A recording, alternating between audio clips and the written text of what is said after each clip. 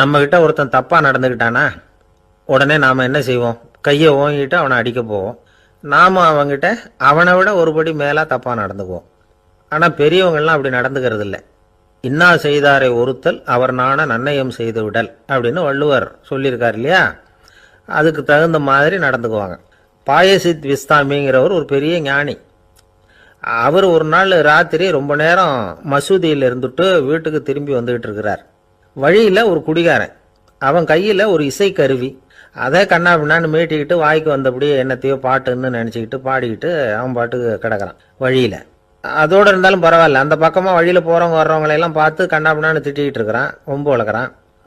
பாயசித் பிஸ்தாமிங்கிற அந்த பெரியவர் அந்த வழியாக போகிறார். அவனை பார்க்குறார். அவனுடைய நிலைமையை பார்த்துட்டு பரிதாபப்படுறார். ஏன்பா இது மாதிரியெல்லாம் நடந்துக்கிற, இப்படி நடக்கலாமா அப்படின்னு ஏதோ கொஞ்சம் புத்திமதி சொல்கிறதுக்கு ஆரம்பித்தார். அவனுக்கு கோபம் வந்துட்டுது. கையில் வச்சிருந்த வாத்திய கருவி அதால் ஓங்கி அந்த பெரியவர் தலையில் ஒரு அடி கொடுத்தான். ரத்த காயம் ஏற்பட்டு போச்சு. அவன் கையில் இருந்த இசைக்கருவியும் அடித்த வேகத்தில் ரெண்டாக உடஞ்சி போச்சு. அவ்வளோ வேகமாக அடிச்சிருக்கான். இவ்வளவு தூரத்துக்கு நடந்து போச்சுல்ல, அந்த மாபெரும் ஞானி வாயை திறந்து ஒரு வார்த்தை கூட பேசலை. பேசாமல் தலையை பிடிச்சிக்கிட்டு அவர் பாட்டுக்கு போயிட்டார். மறுநாள் அந்த பெரியவர் என்ன பண்ணார் தெரியுமா? கொஞ்சம் இனிப்பு பண்டங்கள், கொஞ்சம் பணம், இது ரெண்டையும் ஒரு ஆள் மூலமாக அனுப்பி வச்சார் அந்த குடிகாரனுக்கு. அவனுக்கு ஒன்றும் புரியல. என்ன விவரம்னு விசாரித்தான். வந்த ஆள் ஒரு கடுதாசியை நீட்டினான். அதில் விவரம் இருந்தது. ஞானி எழுதியிருக்கிறார், இதை பார்ப்பா, உங்களுடைய இசைக்கருவி உடையறதுக்கு என்னுடைய தலை காரணமாக ஆயிட்டுது. அதுக்காக நான் ரொம்ப வருத்தப்படுறேன். அதுக்காக தான் பணம் அனுப்பி வச்சுருக்கேன். வேறு புதுசாக ஒரு இசைக்கருவி வாங்கிக்கோ. அப்புறம் இன்னொரு விஷயம், நேற்றுக்கு ராத்திரி என்கிட்ட ஏகப்பட்ட கசப்பான வார்த்தைகளை பேசினேன். இதோடு அனுப்பியிருக்கிற இனிப்பு பண்டங்களை சாப்பிட்டு உன்னுடைய நாவில் உள்ள கசப்பை மாற்றிக்கோ அப்படின்னு அதில் எழுதப்பட்டிருந்தது.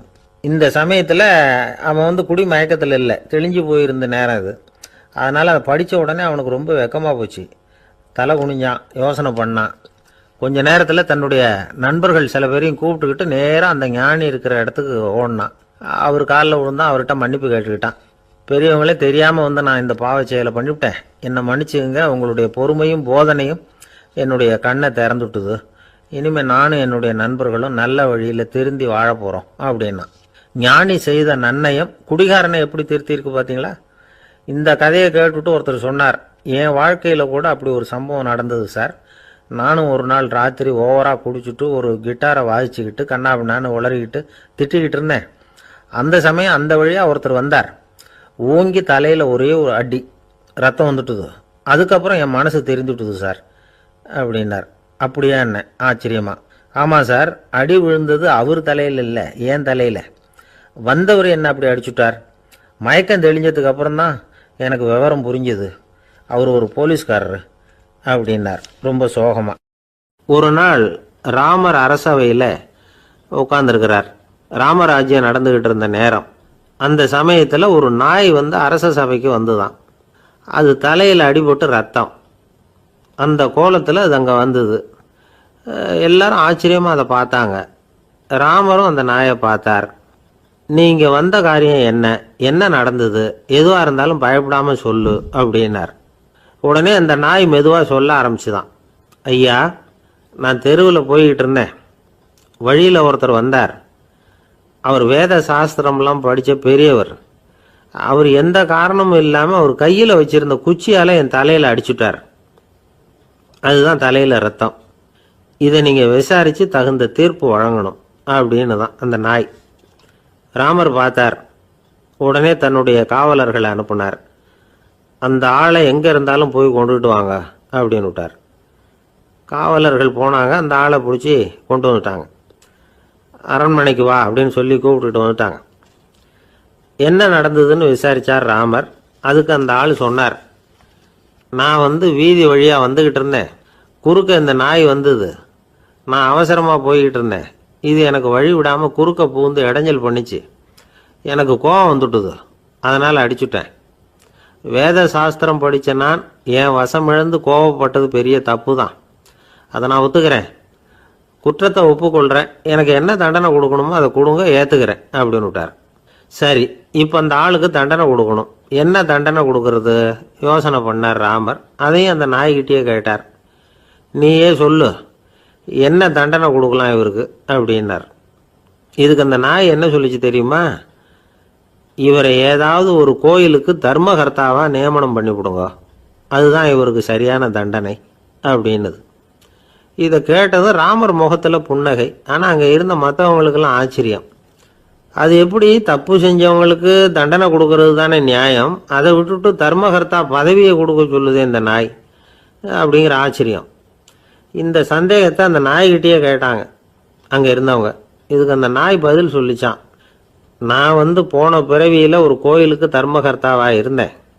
எவ்வளவோ கவனமாக எச்சரிக்கையாக தான் என்னுடைய கடமைகளை எல்லாம் செஞ்சுக்கிட்டு வந்தேன். அப்படி இருந்தாலும் சில சமயங்களில் என்னையும் மீறி கோயில் செல்வத்தை நான் அனுபவிக்கிறதுக்கு காரணமாயிட்டேன். ஒரு கோவிலுக்கு தர்மகர்த்தாவாக இருக்கிறவங்க எப்படியும் இந்த பாவத்திலேருந்து தப்பிக்கிறது கஷ்டம். அதனால தான் நான் இந்த பிறவியில் நாயாக பிறந்து இப்படி கஷ்டப்படுறேன். இதே நிலைமை இந்த ஆளுக்கும் ஏற்படணும் அப்படிங்கிறதுக்காக தான் அவரையும் ஒரு கோயிலுக்கு தர்மகர்த்தாவை நியமிக்கும்படி கேட்டுக்கிட்டேன் அப்படின்னு தான் இந்த நாய். இதிலேருந்து என்ன தெரியுது? எந்த பதவியில் நாம் இருந்தாலும் நமக்கு தெரியாமல் கூட அதை தவறாக உபயோகப்படுத்தக்கூடாதுங்கிறத இதிலேருந்து புரிஞ்சுக்கணும். இல்லைன்னா அடுத்த பிறவியில் நாயாக பிறந்து எங்கேயாவது போய் வாழை ஆட்டிட்டு நிற்க வேண்டியது தான். கோவில் வாசலில் 2 நாய் பேசிக்கிட்டு இருந்துதான், போன ஜென்மத்தில் நான் மனுஷனாக தான் இருந்தேன். ஒரு கோவில் பூசாரி பேச்சை கேட்டுவிட்டு அவரோட கூட்டு சேர்ந்துக்கிட்டு ஆண்டவன் போட்டிருந்த நகையெல்லாம் அபகரித்து என்கிட்ட கொடுத்தாரு அவர். நான் எடுத்துகிட்டு வந்துட்டேன். திருடினது அந்த ஆள் தான், எடுத்துக்கிட்டு வந்தது தான் நான். இருந்தாலும் நான் மட்டும் நாயாக பிறந்துட்டேன். இப்போ மட்டும் அந்த பூசாரி என்கிட்ட மாட்டினா கடித்து குதறி விடுவேன் அப்படின்னு தான். அவசரப்பட்டு அப்படி செஞ்சுடாதே, பதிலுக்கு அவரும் உன்னை திருப்பி கடித்தாலும் கடிச்சிருவார். ஏன்னா அவரும் இப்போ ஒரு நாயாக தான் பிறந்திருக்கிறார் அப்படின்னு தான் இன்னொன்று. அது எப்படி உனக்கு தெரியும்னு தான் இது, நான் தானே அது அப்படின்னு தான் அந்த நாய். அப்படி ஒரே ஒரு ஊரில் ஒரு அம்மா இருந்தாங்க. அந்த அம்மாவுக்கு ஒரே ஒரு பிள்ளையாண்டான். அவனுக்கு ரொம்ப அக்கறையோடு கல்யாணம் பண்ணி வச்சாங்க. கல்யாணம் முடிஞ்சதும் மருமக பொண்ணு வீட்டுக்கு வந்து சேர்ந்தது. அப்பாடா, என் கடமை முடிஞ்சது, இனிமே அக்கடான்னு எங்கேயாவது ஒரு மூலையில் படுத்து கிடக்கலாம் அப்படின்னு நினச்சாங்க அந்த அம்மா. ஆனால் நினைக்கிறபடி எங்கே நடக்குது? அதுக்கப்புறம் தான் பிரச்சனையே ஆரம்பமாச்சு. மருமகள் குணம் சரியில்லை, ஒரு மாதிரி. அந்த பொண்ணு வீட்டுக்கு வந்ததுமே முதல் வேலையாக மாமியாரை பார்த்து, அதுதான் நான் வந்துட்டேன்ல, இனிமேல் உங்களுக்கு என்ன வேலைங்க, புறப்பட வேண்டியது தானே, காசி ராமேஸ்வரம்னு எங்கேயாவது போங்க அப்படின்னுட்டு தான். மாமியாரை பார்த்தாங்க, கொஞ்சம் யோசனை பண்ணாங்க. இந்த பாருமா, நீ இப்படி சொல்கிறதுக்கு முன்னாடியே வீட்டை விட்டு புறப்படணுங்கிற முடிவுக்கு நான் வந்துட்டேன். வீட்டை மட்டும் இல்லை, இந்த உலகத்தை விட்டே கூட போகிறதுக்கு தயாராக இருக்கிறேன். ஆனால் ஒரே ஒரு விஷயத்துக்காக என் உயிரை கையில் பிடிச்சிக்கிட்டு இருக்கிறேன் அப்படின்னாங்களாம். என்ன விஷயம்னு கேட்டது இந்த மருமக பொண்ணு. வேற ஒன்றும் இல்லை, என் பிள்ளைக்கு கல்யாணம் பண்ணி வச்சுட்டேன். ஒரு பேர புள்ள பிறந்து அதை என் கண்ணால் பார்த்துட்டேன்னா நான் எங்கே வேணும்னாலும் போகிறதுக்கு தயாராக இருக்கிறேன் அப்படின்னாங்களாம் அந்த மாமியார். மாமியார் இப்படி சொல்கிறதுலேயும் நியாயம் இருக்கிறதாக பட்டுது அந்த பொண்ணுக்கு. சரி, அப்படியே இருந்து பார்த்துட்டு போகலாம் அப்படின்னு அனுமதி கொடுத்தது. கொஞ்ச காலத்தில் ஒரு பேரன் பிறந்தான். அந்த அம்மாவும் பேரனை கண்ணால் பார்த்துட்டாங்க. சரி, பேரனை பார்த்தாச்சுல்ல, இனிமேல் புறப்பட வேண்டியது தானே அப்படின்னது மருமக பொண்ணு. மாமியார் பார்த்தாங்க, நீ சொல்கிறது சரிதாம்மா, அதில் ஒன்றும் தப்பு இல்லை. என்னோட பேரன் உங்களை அம்மா அப்பான்னு கூப்பிடுறதை என் காது குளிர கேட்டுட்டு போயிடுறேனே அப்படின்னாங்களாம். சரி, அந்த ஆசையை நிறைவேறட்டும் அப்படின்னு காத்துக்கிட்டு இருந்தாங்க. பேரன் வளர்ந்தான், நடந்தான், பள்ளிக்கூடம் போனால், பெரியவனானா. மருமக பொண்ணு மறுபடியும் மாமியாரை விரட்ட ஆரம்பிச்சுட்டுது, இன்னும் புறப்புள்ளையான்னு. இதை பாருமா, இது வரைக்கும் இருந்துட்டேன். பேரனோட கல்யாணத்தையும் கண்ணால் பார்த்தா தான் இந்த கட்டை வேகும் போல் இருக்குது அப்படின்னு சொல்லி ஒரு மாதிரியாக பேச ஆரம்பித்தாங்க. இதுவும் நியாயமான ஆசையாக தான் படுது அப்படின்னு அது யோசிச்சிருக்கு அந்த பொண்ணு. சரின்னு அதுக்கும் ஒத்துக்கிட்டது. உடனே பேரனுடைய கல்யாணமும் முடிஞ்சது ஒரு வழியாக. இனிமே ஒரு நொடி கூட இங்கே இருக்கக்கூடாது, புறப்படுங்க அப்படின்னு மாமியாரை விரட்டிச்சான் அந்த பொண்ணு. இப்போ அந்த மாமியார் தன்னோட மருமகளை பார்த்து சொல்கிறாங்க, இதோ கிளம்பிட்டேம்மா, என் மூட்டை முடிச்செல்லாம் கட்டிக்கிட்டேன், புறப்பட்டுவிட்டேன். அப்படியே நீயும் உன் துணிமணிகளை மூட்டை கட்டிக்கிட்டு கிளம்பிடும், என்னோட சேர்ந்து 2 பேருமா சேர்ந்து போயிடலாம் அப்படின்னாங்களாம். அந்த பொண்ணு முழிக்குது. முழிக்காதே, உனக்கும் ஒரு மருமக வந்துட்டா, இனிமேல் நீயும் ஒரு மாமியார் தானே, உனக்கும் இனிமேல் இங்கே வேலை இல்லை, புறப்படு அப்படின்னாங்களாம். அப்போ தான் அந்த பொண்ணு சிந்திக்க ஆரம்பிச்சுதான், தன்னோட தவறு புரிஞ்சுதான். இந்த தகவலை கேட்டுக்கிட்டு இருக்கிற மருமகள்லாம் இதை பற்றி கொஞ்சம் யோசித்து பார்க்கணுங்கிறதுக்காகத்தான் இதை சொல்கிறோம். மாமியார்கள் சார்பாக. கொஞ்ச நாளைக்கு முன்னாடி ஒரு பொண்ணை பார்த்து பேசுகிற சந்தர்ப்பம் கிடைச்சிது ஒரு கல்யாண வீட்டில். அந்த பொண்ணு சொல்லிச்சு, சார் எனக்கு கல்யாணம் ஆகி 15 வருஷம் ஆகுது, நான் மாமியார்கிட்ட சண்டை போட்டதே இல்லை அப்படின்னு ரொம்ப அடக்கமாக சொல்லிச்சு. அது எப்படிம்மா சாத்தியமாச்சுன்னு கேட்டோம். எனக்கு கல்யாணம் ஆகி 15 வருஷம்தான் ஆச்சு, ஆனால் என் மாமியார் செத்து போய் 20 வருஷத்துக்கு மேலே ஆயிட்டுது அப்படின்னு. அப்பாவுக்கு 2 பிள்ளைங்க. மூத்தவன் ரொம்ப அடக்கம், அப்பா எது சொன்னாலும் கேட்பான், பெரியவங்களுக்கு கீழ்ப்படிஞ்சு நடப்பான். இளையவன் அப்படி இல்லை, தான் நினைச்சதை தான் சொல்லுவான் செய்வான், அடுத்தவங்க சொல்கிறத கேட்க மாட்டான், அடங்கி நடக்க மாட்டான். இந்த 2 பேரில் யாரை உங்களுக்கு பிடிக்கும்? பெரியவனை தான் பிடிக்கும், ஏன்னா அவன் தான் சொல்கிற பேச்சை கேட்குறவன் அப்படின்னு சொல்லுவீங்க. ஆனால் ஒரு ஞானி என்ன சொல்கிறார் தெரியுமா? ஒரு குழந்தை அதன் அறிவுக்காக மதிக்கப்பட வேண்டுமே தவிர அதனுடைய கீழ்ப்படியும் தன்மைக்காக அல்ல அப்படிங்கிறார். நம்ம குழந்தைகளை சுயமாக சிந்திக்கிறதுக்கு நாம் விடுறதில்ல, மற்றவங்களை பார்த்து காப்பி அடிக்கிறதுக்கு தான் நாம் அவங்களுக்கு கற்றுக் கொடுக்குறோம். புகழ்பெற்ற மனிதர்கள் சிலருடைய பேரை சொல்லி நீயும் அவர் மாதிரி ஆகணும், இவர் மாதிரி ஆகணும் அப்படின்னு சொல்லிகிட்டே இருக்கிறோம். குழந்தைகள் தங்களுடைய தனித்தன்மையை வளர்த்துக்கிறதுக்கு நாம் தடையாக இருக்கிறோம். ஒரு குழந்தைகிட்ட அனாவசியமாக நம்பிக்கையை வளர்த்துடக்கூடாது, எந்த கோட்பாட்டையும் திணிக்கக்கூடாது. நாம் ஏற்கனவே அர்த்தமில்லாத கருத்துக்களையும் கொள்கைகளையும் மனசில் போட்டு நிரப்பி வச்சிருக்கிறோம். இந்த உலகத்துக்கு புதுசாக சேர்ந்திருக்கிற ஒரு குழந்தையின் தூய்மையான மனசில் நம்ம கருத்துக்களை அறிமுகம் செய்ய அல்லது திணிக்கிறதுக்கு நமக்கு எந்த அதிகாரமும் கிடையாது. ஒரு குழந்தைய நீ இந்த மதத்தை சேர்ந்தவன் அப்படின்னு பிறந்ததுமே ஒரு முத்திரை குத்தி விடுறோம். இது அதோட சுதந்திரத்தை ஆரம்பத்திலேயே கிள்ளி எறிகிறது மாதிரி தான். நீங்கள் ஒரு மதத்தின் வழிமுறைகளை கடைப்பிடிச்சிக்கிட்டு வர்றீங்க, அந்த வழியில் போய்கிட்டு இருக்கிறீங்க, சரி, அதனால் போகிறீங்க. அதுக்காக உங்கள் குழந்தையையும் அதே வழியில் தான் வரணும் அப்படின்னு கட்டாயப்படுத்துறதுக்கு உங்களுக்கு என்ன உரிமை இருக்குது? அந்த குழந்தை சுயமாக சிந்திச்சு ஒரு முடிவுக்கு வரட்டுமே, அதுக்கு நீங்கள் ஏன் தடையாக இருக்கிறீங்க? நமக்கு உண்மையிலேயே நம்ம குழந்தை மேலே அன்பு இருந்தால் இது மாதிரி திணிப்பு வேலைகளை செய்யக்கூடாது. திணிப்பு வேலைகளிலிருந்து குழந்தைகளை காப்பாற்றினா போதும், அதுதான் ரொம்ப முக்கியம். அடுத்த தலைமுறை அற்புதமான தலைமுறையாக உருவாகும்.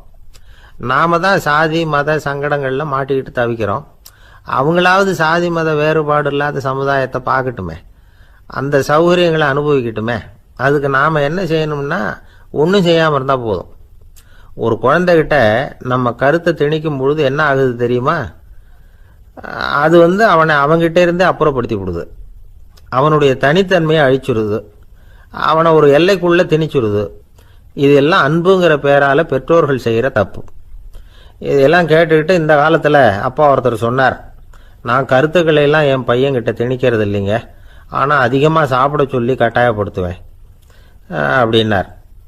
உங்கள் வீட்டு சமையல் அவ்வளவு நல்லா இருக்குமான்னு கேட்டாங்க. நல்லா இருந்தால் நான் ஏன் அவனை சாப்பிட சொல்லி கட்டாயப்படுத்த போகிறேன் அப்படின்னார். காஞ்சிபுரத்தில் பல்லவ ராஜா ஒரு கோவில் கட்டினார், கைலாசநாதர் கோவில்.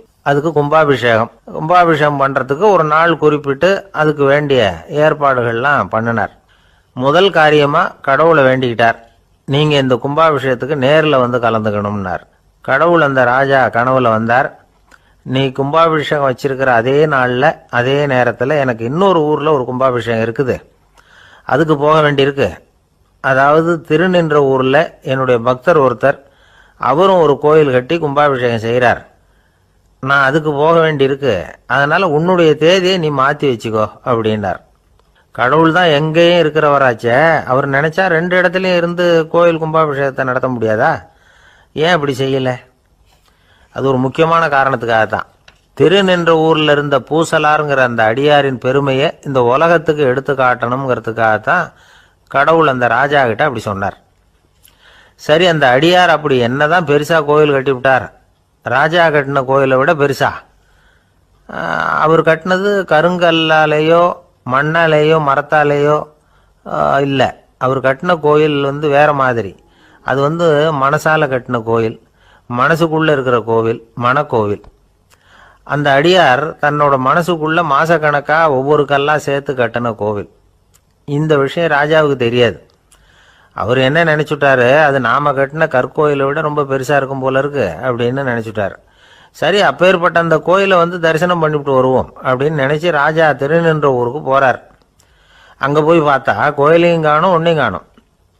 கடைசியில் பூசலார் கட்டின மணக்கோவில் தான் அதுங்கிறத அவர் புரிஞ்சுக்கிறார். உடனே அந்த அடியாரின் காலில் விழுந்து வணங்குறார். அவரோ, இது மனசால முயன்ற கோவில், இதுக்கு இத்தனை பெருமையா அப்படின்னு ஆச்சரியப்படுறார். இதில் ஆச்சரியப்படுறதுக்கு ஒன்றும் இல்லை. ஆண்டவன் விரும்புறது அகபக்தியையே தவிர புற தோற்றங்களே அல்ல. இதை நாம் புரிஞ்சுக்கிட்டோம்னா நமக்குள்ள எந்த வேறுபாடுகளும் வர்றதுக்கு வழியே இல்லை. இன்னொரு ராஜா இருந்தார். அவர் ஆண்டவனுக்கு படைக்கிறதுக்காக ஒரு தார் நல்ல செவ்வாழைப்பழமாக எடுத்துக்கிட்டு போகணும்னு நினைச்சார். அதனால நாளே அதை வாங்கிட்டு வர சொன்னார் வேலைக்காரங்கிட்ட. வேலைக்காரன் போனால் கடைத்தெருவில் ஒரு தார் பழம் வாங்கினான். வர்ற வழியில் அவன் குடிசை. அப்படியே எட்டி பார்த்துட்டு போவோமேன்னு நினச்சான். போனான். அங்கே இவனோட குழந்தை பாவம் பசியால் கத்திக்கிட்டு இருக்கு. இவன் பார்த்தான், இவ்வளவு பெரிய தாரில் ஒரு 2 பழம் எடுத்தா தெரியவா போகுது அப்படின்னு நினச்சி ஒரு 2 பழத்தை பிச்சு அந்த குழந்தைகிட்ட கொடுத்தான். அது அதை வாங்கி வயிறார சாப்பிட்டுது. பசி அடங்குச்சு. விளையாட போயிட்டுது. இவன் அதுக்கப்புறம் வாழைப்பழத்தை எடுத்துக்கிட்டு அரண்மனைக்கு வந்தான். 2 பழம் பிச்சிருக்கிறது ராஜாவுக்கு தெரிஞ்சு போச்சு. இவன் உண்மையை சொல்லிவிட்டான். உடனே ராஜா, கடவுளுக்கு படைக்க வேண்டிய பொருளை குழந்தை வந்து எச்சில் பண்ண விட்டுருக்கியே அப்படின்னு சொல்லி அவனை கட்டி வச்சு சாட்டையால் அடித்தார். பாவம். மறுநாள் பழத்தை கோயிலுக்கு எடுத்துகிட்டு போனார். கடவுள் முன்னாடி வச்சார். கடவுள் கண்ணை திறந்து பார்த்தார். பழம்லாம் அழுகி இருக்குது. என்ன இது அழுகி போன பழம் அப்படின்னார். ராஜா முழிச்சார். நல்லா தானே இருந்தது அப்படின்னு நினைச்சார். அப்போ கடவுள் அந்த ராஜா கிட்ட சொன்னாராம், இதை பார்ப்பா, இந்த தாரில் 2 பழம் தான் நல்ல பழம். அந்த 2 பழங்களையும் நேத்திக்கே நான் சாப்பிட்டுட்டேன் அப்படின்னாராம். அப்போதான் ராஜாவுக்கு புரிஞ்சுது, ஏழை குழந்தையின் பசியை தீர்க்கறதுக்காக உதவுன அந்த 2 பழம்தான் இறைவன் சாப்பிட்ட பழம்னு. இறைவன் இருக்கிற இடம் எது? இதுதான். கணவன் மனைவி அன்பா இருக்கணும். ஒருத்தர் நல்லா புரிஞ்சுக்கணும். விட்டு கொடுக்குற மனப்பான்மை வேணும். அதுதான் ஒரு நல்ல குடும்பம். இன்னைக்கு பல குடும்பங்களில் அர்த்தமில்லாத சண்டைகள் தான் அதிகம். கிராமப்புறங்களில் வேடிக்கையாக ஒரு கதை சொல்லுவாங்க. ஒரு ஊரில் ஒரு ஆள் இருந்தான். வேலை வெட்டி இல்லாமல் சும்மாவே இருந்தான். அவனுக்கு கல்யாணம் பண்ணி வச்சாங்களாம். மனைவி வந்து சேர்ந்தா. சும்மாவே உட்காந்துருக்கிறியே, ஏதாவது சம்பாதிக்கிற வழியை பாரு அப்படின்ட்டுருக்கா. அதுக்கு தான் யோசனை பண்ணிகிட்டு இருக்கிறேன், ஒரு அருமையான ஐடியா அப்படின்னு நானா. என்ன அது சொல்லு அப்படின்ட்டுருக்கா. அவ ஒரு ஆட்டுக்குட்டி வாங்க போகிறேன்னு இருக்கான். அதை வாங்கி என்ன பண்ண போகிறேன்னா, அந்த குட்டி வளரும், பெருசாகும், அதுக்கப்புறம் அது நிறைய குட்டி போடும் அப்படின்ட்டுருக்கான். சரி, அப்புறம் என்ன, அதையெல்லாம் சந்தையில் கொண்டுட்டு போய் விற்றுவிட்டு அந்த காசுக்கு ஒரு எருவு மாடு வாங்கலாம். சரி, அது எதுக்கு? எருவு மாடு நிறைய பால் கொடுக்கும். அதை கொண்டுகிட்டு போய் பால் பண்ணையில் கொடுப்பேன், அல்லது நானே விற்றுருவேன். கை நிறைய காசு கிடைக்கும். அதுக்கப்புறம் ஒரு பசுமாடு வாங்குவேன். பாலையும் விற்கலாம், நாமளும் காய் போட்டு சாப்பிட்லாம். இப்படிலாம் சொல்லியிருக்கான். அப்போ அந்த பொண்ணு சொல்லிச்சான், அடுத்த தெருவில் இருக்கிற எங்கள் அம்மா வீட்டுக்கும் கொஞ்சம் பால் கொடுத்து அனுப்பலாம் அப்படின்ட்டுருக்கான் அந்த பொண்ணு. இந்த இடத்துல கணவனுக்கு கோபம் வந்துட்டுது. அது எப்படி உங்கள் அம்மா வீட்டுக்கு எதுக்கு கொடுக்கணும்? அதெல்லாம் முடியாதுன்றிருக்கான். இந்த இடத்துல சண்டை ஆரம்பமாயிட்டுது. கொஞ்ச நேரத்தில் 2 பேரும் சத்தம் போட ஆரம்பிச்சிட்டாங்க. கடுமையான சண்டை நடக்கிறத பக்கத்து வீட்டுக்காரன் காதில் வாங்கினான். அவன் ஓடியாந்தான். அவனுக்கு தெரியும், வாங்காத மாட்டுக்காக இப்படி சண்டை போட்டுக்கிட்டு இருக்கிறாங்கங்கிறது அவனுக்கு புரியும். அவன் ஓடி வந்து சொன்னான், ஏண்டா உன்னோட பசுமாட்டை ஒழுங்காக கட்டி போடக்கூடாதான்ருக்கான். என்னடா சொல்கிறேன்னா, இவன் உன் மாடு என் தோட்டத்தில் வந்து மேய்ஞ்சுட்டுது, பயிரெலாம் நாசமாயிட்டுது, 10,000 ரூபா அளவுக்கு சேதம், அதை வாங்கிட்டு போகிறதுக்கு தான் வந்தேன், குடுறா 10,000 நானா. இவன் அரண்டு போயிட்டான். அப்புறம் சொன்னான், டேய், நான் இன்னும் மாடே வாங்கலையே, அதுக்குள்ளே அது வந்து எப்படிடா உன் தோட்டத்தில் மேயும், என்னடா உளர்றேன்ருக்கான். நீ தாண்டா இப்போ உளறிக்கிட்டு இருக்க, மாடே வாங்கலை, அதுக்குள்ளே எப்படிடா வந்து உன்னுடைய மனைவி அவங்க அம்மா வீட்டுக்கு பால் கொடுத்து அனுப்ப முடியும் அப்படின்னு அவன் கேட்டானா. நம்மளுக்கு இப்போ தான் புத்தி வந்துதான். அர்த்தமே இல்லாத சண்டை போட்டுக்கிட்டு இருக்கிறோம் அப்படிங்கிறத அவன் புரிஞ்சுக்கிட்டானான். இது நம்ம முன்னோர்கள் சொல்லியிருக்கிற ஒரு கதை. சண்டையில் தான் அர்த்தம் இல்லையே தவிர கதையில் அர்த்தம் உண்டு. அதாவது இல்லாத விஷயங்களுக்காக சண்டை போட்டுக்கிட்டு இல்லறத்தை வீணாக்கிக்கிட்டு இருக்கிற மனிதர்கள் இன்றைக்கு நிறைய பேர் இருக்கிறாங்க. ஒருத்தன் தன்னுடைய மனைவியை பற்றி மாமனார்கிட்ட புகார் சொன்னானா. மாமா, உங்கள் பொண்ணு அர்த்தமில்லாத சண்டை போடுறா, எதுக்கு எடுத்தாலும் எடுத்தெறிஞ்சு பேசுகிறா அப்படின்ட்டுருக்கான். நீ எப்படி மாப்பிள்ளை அதை சமாளிக்கிற அப்படின்னு கேட்டிருக்காரு அவர். அவள் எடுத்தெறியறது என் மேலே படாமல் ஒதுங்கி நின்றுக்கிறேன் அப்படின்னு நானா. இவன் ஒரு சிகை அலங்கார கூடம். ரொம்ப சுறுசுறுப்பாக எல்லாரும் வேலை செஞ்சுக்கிட்டு இருக்கிறாங்க. முடிவெட்டிக்கு வந்திருக்கிறவங்க நிறைய பேர், எல்லாரும் வரிசையாக உட்காந்துருக்குறாங்க. அந்த சமயத்தில் திடீர்னு கதவை திறந்துக்கிட்டு ஒருத்தர் உள்ளே வர்றார். அவர் ஒரு பெரிய மனிதர். அவரும் முடிவெட்டிக்கிறதுக்காக தான் உள்ளே வந்திருக்கிறார். அவரை பார்த்த உடனே அங்கே வரிசையில் உட்காந்துருந்தவங்க எல்லாரும் எழுந்திரிச்சு அவர்கிட்ட வந்துட்டாங்க. அவரை சுற்றி நின்றுக்கிட்டாங்க. எப்படி இருக்கிறீங்க, நல்லா இருக்கீங்களா அப்படின்னு விசாரிக்க ஆரம்பிச்சிட்டாங்க. எல்லாம் முடிஞ்சதும் வந்தவர் கேட்டார், வரிசையில் கடைசியாக இருக்கிறவர் யார் அப்படின்னு கேட்டார். ஏன்னு கேட்டாங்க. நான் அதுக்கு அடுத்தபடியாக உட்காரணும், அதுக்காக தான் கேட்குறேன் அப்படின்னார். உடனே அங்கே இருந்தவங்கள்லாம் என்ன சொன்னாங்க தெரியுமா? நீங்கள் வரிசையில் காத்திருக்கக்கூடாது, நீங்கள் அரசாங்கத்தின் தலைவர், உங்களுக்கு நேரம் முக்கியம், அதனால் நீங்கள் முன்னாடி போங்க அப்படின்னு சொன்னாங்க. ஆனால் அதை அவர் கேட்கல. தோழர்களே, உங்களுடைய கருத்துக்கு ரொம்ப நன்றி. எல்லாரும் வரிசையாக தான் வரணும், அதுதான் முறை. வரிசையில் வரணுங்கிற நடைமுறையை நானும் பின்பற்ற விரும்புகிறேன். நாம் எல்லாரும் சமமானவர்கள் அப்படின்னார்.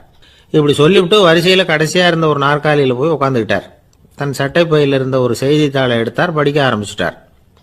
ஆனால் அங்கே இருந்தவங்களால இதை பார்த்துக்கிட்டு சும்மா இருக்க முடியல. ஒருத்தர் எழுந்திரிச்சு வந்தார். ஐயா, இப்போ என்னுடைய முறை வந்திருக்குது, நான் தான் போக வேண்டிய முறை. உங்களை இங்கே காத்திருக்க வைக்கிறத விட ஒரு 5 ஆண்டுகளுக்கு கூட நான் முடிவெட்டிக்காமே இருந்துட முடியும் அப்படின்னார். அவர் மறுபடியும் சொன்னார், ஐயா, நீங்கள் வரிசை முறையை தாண்டி போக விருப்பப்படல, சரி, ஆனால் என்னுடைய முறையை மாற்றி கொடுக்கறதுக்கு எனக்கு முழு உரிமை இருக்குது. இதுக்கு பதிலாக உங்களுடைய கடைசி இடத்த நான் எடுத்துக்கிறேன், இதை நீங்கள் மறுக்க முடியாதுன்னார். அங்கே இருந்த மற்றவங்களும் இதை ஒரு மனசாக வற்புறுத்த ஆரம்பிச்சிட்டாங்க. அந்த பெரிய மனிதர் பார்த்தார், சரின்னு கடைசியாக ஒத்துக்கிட்டார். அவர் யார் தெரியுமா? அவர் தான் மாவீரர் லெனின். ரஷ்யாவில் கிரெம்ளின் சிகை அலங்கார கூடத்தில் தான் இது நடந்தது. எல்லாரும் இந்நாட்டு மன்னர்கள்னு வாயளவில் பேசுறதுல என்ன பிரயோஜனம்? நாம் எல்லாரும் சமம்ங்கிறத நடைமுறையில் கடைபிடிச்சி காட்டினவங்க கொஞ்சம் பேர் தான். அவங்களில் ஒருத்தர் தான் லெனின். வரிசையில் நின்று வர்றதுங்கிறது ஒரு சிறந்த பண்பு, உயர்ந்த பண்பு. இன்றைக்கி பல இடங்களில் அது நமக்கு தேவைப்படுது. ஒரு ரேஷன் கடைவாசல், கடை திறக்கிறதுக்கு முன்னாடியே எல்லாரும் வரிசையில் நின்றுட்டாங்க. கடைசியாக வந்த ஒருத்தர் கியூவில் முன்னாடி போகிறதுக்கு முயற்சி பண்ணுறார். ஏற்கனவே நின்றுட்டு இருக்கிறவங்க அவரை முன்னாடி போகிறதுக்கு விட மாட்டேங்கிறாங்க. கடைசியாக போய் நில்லையா அப்படின்னு எல்லாரும் கத்துறாங்க. அது அவர் காதில் வாங்கலை. முண்டி அடிச்சுக்கிட்டு முன்னாடி போகிறதுக்கே முயற்சி பண்ணிகிட்டு இருக்கிறார். எல்லாரும் சேர்ந்து அவரை வலுக்கட்டாயமாக இழுத்து கொண்டாந்து பின்னாடி கொண்டு போய் நிறுத்திவிட்டாங்க. நிறுத்திவிட்டு சொன்னாங்க, இதை பாருப்பா, நாங்கள் இருக்கிற வரைக்கும் நீங்கள் முன்னாடி போய் எதையும் வாங்க முடியாது, தெரிஞ்சுக்கோ அப்படின்னாங்க. இப்போ அந்த ஆள் சொன்னாராம், நான் இங்கே பின்னாடி நிற்கிற வரைக்கும் நீங்களும் எதுவும் வாங்க முடியாது அப்படின்னாராம். ஏன்னு கேட்டிருக்கிறாங்க. நான் தான் அந்த கடையை திறக்க வேண்டிய ஆள். லோகமானிய பால கங்காதர திலகர் இருந்தார்ல, அவருக்கு 15 வயசுலேயே கல்யாணம் நடந்துதான். மனைவி பேர் தபிபாய். ரொம்ப பெரிய குடும்பத்து பொண்ணு, நல்ல குணம். அவங்க குடும்பம் நடத்திக்கிட்டு இருக்கிறாங்க. அந்த காலத்தில் திருடர்கள் பயம் அதிகம். இந்த காலத்தில் மட்டும் என்னன்னு கேட்குறீங்களா? நீங்கள் கேட்குறது நியாயம்தான். இருந்தாலும் இந்த காலத்து திருடனுக்கும் அந்த காலத்து திருடனுக்கும் ஒரு முக்கியமான வித்தியாசம் உண்டு. அதாவது அந்த காலத்து திருடன்லாம் நியாயம் அநியாயம் பார்க்கறது உண்டு, இந்த காலத்தில் அப்படி பார்க்கறது இல்லை. அந்த காலத்தில் திருட வர்றவங்கள்ட்ட கூட ஒரு தார்மீக உணர்வு உண்டாம். அதாவது அப்போ உள்ள கொள்ளைக்காரங்க எதை களவாடினாலும் சரி, அரிசியை மட்டும் களவாடுறது இல்லையா, அப்படி ஒரு கொள்கை. அதனால பாருங்க, அந்த காலத்து பெண்கள் நகை நட்டுகளை பத்திரமா வைக்கணும்னா பெட்டியில் வைக்கிறது இல்லை, அரிசி பானையில் போட்டு வச்சு விடுறது. இப்போல்லாம் பேங்க்கில் சேஃப்டி லாக்கர்னு இருக்குல்ல, அது மாதிரி அந்த காலத்தில் சேஃப்டி லாக்கருங்கிறது அரிசி பானை. வளையல், மூக்குத்தி, தோடு இப்படி எதுவாக இருந்தாலும் அதில் போட்டு பத்திரமா வச்சுருவாங்க. திருடன் அரிசி பானை பக்கம் போகிறதில்ல. ஏன்னா சாப்பிட்ற விஷயத்தில் கை வைக்கக்கூடாது, அது பாவம் அப்படின்னு அவன் நினைக்கிறான். திலகரோட மனைவி தபிபாயும் அதே மாதிரி தன்னுடைய ஆபரணங்களை ஒரு அரிசி பானைக்குள்ளே போட்டு மூடி வச்சுருந்தாங்களாம். இப்படி இருந்தப்போ ஒரு நாள் ஒரு பிச்சைக்கார பொண்ணு வீடு வீடாக பிச்சை கேட்டுக்கிட்டே வந்திருக்குது. திலகர் வீட்டுக்கும் தர்மம் போடுங்க தாயே அப்படின்னு தான் அந்த பொண்ணு. அந்த அம்மா தபிபாய் காதில் இது விழுந்திருக்கு. உடனே கை நிறைய அரிசி அள்ளிக்கிட்டு போட்டிருக்கு. பாத்திரத்தில் அரிசியை போட்டதுக்கு அப்புறம் தான் தெரியுது, பளிச்சுன்னு கண்ணில் படுது. அதாவது அந்த அம்மாவோட வைர மூக்குத்தி ஒன்று அரிசியோடு சேர்ந்து அந்த பிச்சைக்கார பொண்ணு பாத்திரத்தில் போய் விழுந்துட்டுது. இந்த அம்மாவுக்கு மனசுக்குள்ளே குழப்பம், என்ன இப்படி ஆயிட்டுதே, மூக்குத்தி போயிட்டுதே, பிச்சை பாத்திரத்திலேருந்து அதை எப்படி எடுக்கிறது அப்படின்னு தயக்கம். வாயை திறந்து அதை கேட்கறதுக்கும் கூச்சம். திண்ணையில் உட்காந்துருந்த திலகர் இவ்வளவையும் பார்த்துக்கிட்டு இருக்கிறார். மனைவியின் மனசுக்குள்ளே நடக்கிற மௌன போராட்டத்தை அவர் நல்லா புரிஞ்சுக்கிட்டாராம். மனைவியை பார்த்து சொன்னாராம், தபிபாய், இது தெய்வ சம்மதம், அவளுக்கு சேர வேண்டிய மூக்குத்தி அவகிட்ட போயிட்டுது. பிச்சை பாத்திரத்தில் விழுந்த மூக்குத்தியை எடுக்க வேணாம், அப்படின்னாராம். சரின்னு சொல்லிவிட்டு மேற்கொண்டு எதுவும் சொல்லாமல் அந்த அம்மா வீட்டுக்குள்ளே போயிட்டாங்களாம். இந்த காலத்துலலாம் அது மாதிரி நடக்குமா? வெறும் அரிசியை போட்டுட்டு விவகாரம் பண்ணிட்டு இருக்க மாட்டோமா? ஒரு பெரிய மனுஷன் வீட்டுக்கு ஒரு பிச்சைக்காரன் வந்தான். ஐயா, நாங்கள் பிச்சைக்காரங்கள்லாம் சேர்ந்து ஒரு சங்கம் வச்சுருக்குறோம், அதுக்கு நிதி சேர்க்குறோம், அதுக்கு ஒரு 100 ரூபா கொடுத்தீங்கன்னா எங்களுக்கு பெரிய உதவியாக இருக்கும் அப்படின்னானா. அதெல்லாம் ஒன்றும் கொடுக்க முடியாது போ அப்படின்னாரான் அவர். அப்படின்னா ஒரு 50 ரூபாயாவது கொடுங்களேன் அப்படின்ட்டுருக்கான். அதுவும் முடியாதுன்னு சொல்லிவிட்டார். 25 ரூபா அப்படின்னு இருக்கான். எதுவும் முடியாது அப்படின்னாரான். சரிங்க, இவ்வளவு பெரிய வீட்டுக்கு வந்துட்டு வெறுங்கையோடு திரும்புறது நல்லா இருக்காது, அதனால சும்மா ஒரு 1 ரூபா மட்டுமாவது கொடுங்க அப்படின்ட்டுருக்கான் அவன். ஒரு பைசா கூட என்கிட்ட கிடையாது அப்படின்னு விட்டாரான் இவர். அப்படின்னா நீங்கள் ஒரு காரியம் பண்ணுங்களேன் அப்படின்னானா அவன். என்ன செய்யணும் அப்படின்ட்டுருக்கார். எங்கள் சங்கத்தில் நீங்களும் ஒரு மெம்பராக சேர்ந்துருங்க அப்படின்னானா. ஒரு ஊரில் ஒரு மன்னன் இருந்தான், கொடுங்கோல் மன்னன். நிறைய தொந்தரவு பண்ணிக்கிட்டு இருந்தான். அவன் ஒரு தடவை என்ன பண்ணான் தெரியுமா?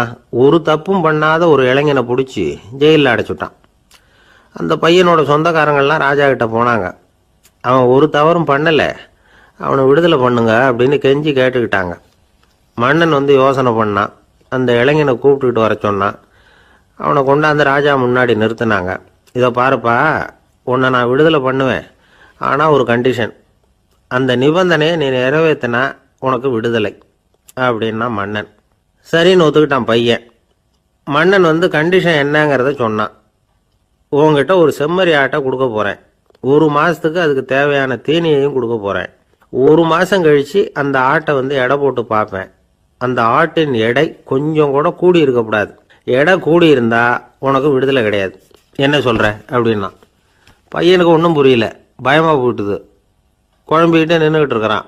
சரி, ஒரு நாள் டைம் தரேன், நல்லா யோசனை பண்ணி பார்த்துட்டு நாளைக்கு உன் முடிவை சொல்லு அப்படின்னா மன்னன். பையன் கவலையோடு வெளியில் வந்தான். அங்கே ஒரு பெரியவர் நின்றுக்கிட்டு இருந்தார். அவர்கிட்ட விஷயத்தை சொன்னான்.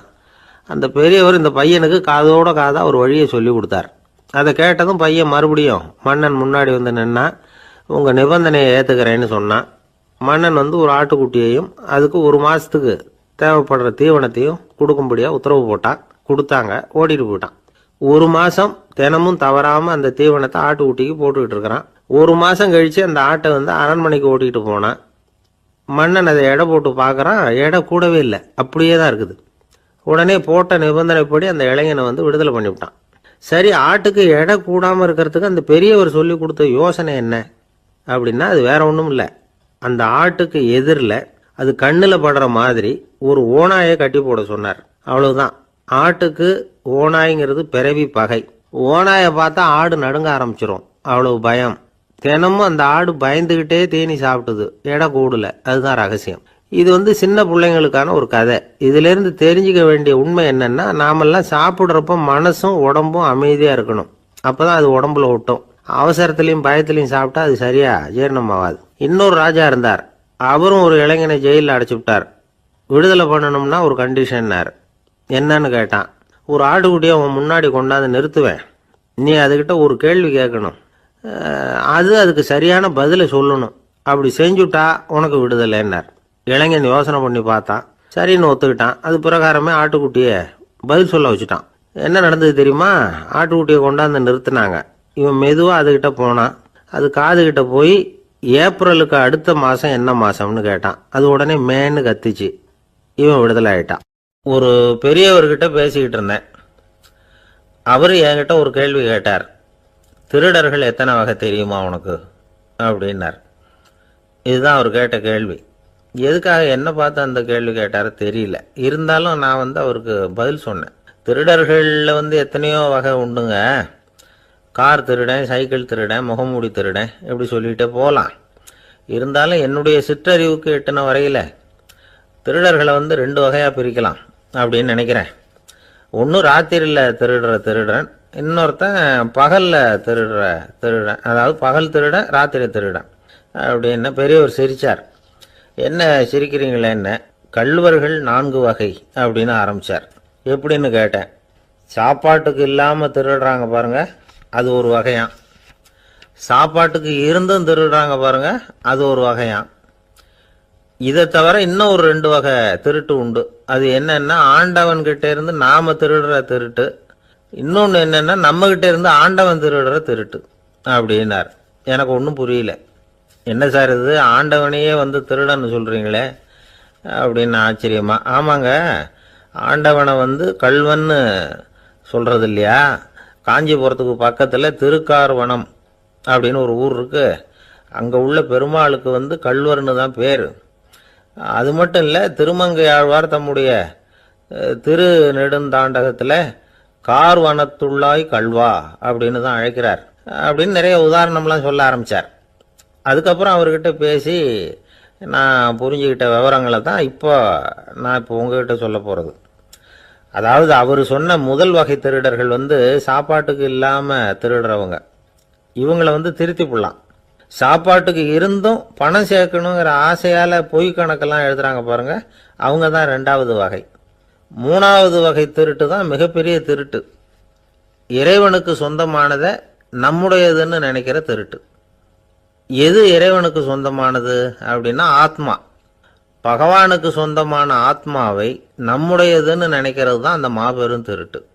இதுக்கு பேர் தான் ஆத்மாபகாரமா. சரி, இதுக்கு பரிகாரம் என்ன? எல்லாம் இறைவனுடையது, நமக்கு ஒன்றும் இல்லை அப்படின்னு நினைக்கிறது தான் இதுக்கு பரிகாரம். இதெல்லாம் இருக்கட்டும். நாலாவது திருட்டு ஒன்று சொன்னோம்ல, ஆண்டவன் நம்மகிட்ட இருந்து திருடுறது. அது எப்படி? ஆண்டவனை வந்து கல்வன்னு சொல்கிறாங்க, அது சரி. அவர் என்னத்தை திருடினார்? இப்போ இன்னொருத்தருக்கு சொந்தமான ஒன்றை எடுத்து வச்சுக்கிறது தான் கள்ளத்தனம். ஆனால் ஆண்டவன் எடுத்துக்கிட்டோம்னா இருக்கிறது எல்லாமே அவனுக்கு சொந்தம். அப்படி இருக்கிறப்போ அவரை எப்படி கல்வன்னு சொல்கிறது? இது என்ன புரியாமல் இருக்குதே அப்படின்னு சொல்லி பார்த்தா அதுக்கும் விளக்கம் சொல்கிறாங்க அவங்க. அதாவது ஆண்டவனுக்கு வந்து உருவமே கிடையாது, அரூபமாக இருக்கிறவன், அதாவது உருவம் இல்லாமல் இருக்கிறவன். அப்படி உள்ள பகவான் வந்து நம்மளை மாதிரி உருவத்தில் இருக்கிறான். நம்மளை மாதிரியே கையை காலு மூக்கெல்லாம் இருக்குது ஆண்டவனுக்கு. இந்த உருவம் நம்மகிட்ட இருந்து திருடினது தானே. அவன் வந்து தன்னுடைய உண்மையான திருமேனியை வந்து நமக்கு காட்டாம, அதாவது தரிசனம் கொடுக்காம இருக்கிறது கள்ளத்தனம் தானே. அதனால தான் இதுவும் ஒரு பெரிய திருட்டு, இருக்கிறதுலே மிகப்பெரிய திருட்டு அப்படிங்கிறார். என்கிட்ட பேசிக்கிட்டு இருந்தார், இந்த விஷயம்லாம் சொல்லிட்டு இருந்தாரு இந்த பெரியவர். அதாவது திருட்டை வந்து ஆன்மீக நோகத்தில் அவர் பார்க்குறார். நம்ம பார்வையில் இதை விட அபூர்வமான திருட்டுலாம் இங்கே உண்டு, அபூர்வமான திருடர்களும் உண்டு. ஒரு திருடன் சிறையிலிருந்து விடுதலையாகி வெளியில் போனான். கொஞ்ச நாளில் மறுபடியும் திரும்பி ஜெயிலுக்கு வந்துட்டான். அப்போது சிறை அதிகாரி அவனுக்கு வந்து அறிவுரை சொன்னாராம். ஏன்பா இப்படி அடிக்கடி தப்பு பண்ணிவிட்டு ஜெயிலுக்கு வந்துவிடுறியே, உனக்கு சொந்த பந்தம் எதுவும் இல்லையா? உனக்கு அப்பா அண்ணன் தம்பிகள் அவங்க கூட எல்லாம் சேர்ந்து வாழணுங்கிற ஆசை இல்லையா அப்படின்னு கேட்டிருக்கார். அவங்களோட சேர்ந்து வாழணுங்கிற ஆசை எனக்கு நிறைய உண்டுங்க சார் அப்படின்னு அவன்.